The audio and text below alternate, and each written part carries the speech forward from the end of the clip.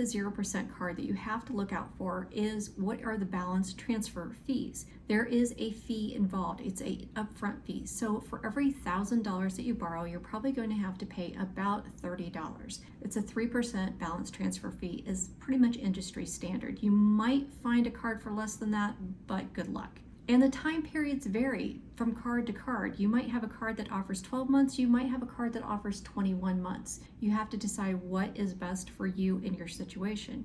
Now here is where the super slippery slope comes into play. If you have, let's say, a whole bunch of credit cards out there and you owe a lot of debt, and you open up a 0% card and you transfer as much as you can over to the card, there will probably be a limit on how much you can transfer. Now all those credit cards you just cleared off all have zero balances. And if you haven't got your spending under control, what you're going to most likely do is start spending again on those credit cards. And now by the time the 0% card is up and you've only been making the minimum payments, now you're just as far in the hole as you were before, plus you now owe the 0% card, which now is not a 0% card anymore, and now you're paying like 19.49% on that card. So you can see, if you don't have that 0% card paid off, and if you aren't disciplined about your spending, you can just get yourself right back in the hole, an even deeper hole than you started out in. And that's why you have to be really cautious about doing a 0% card.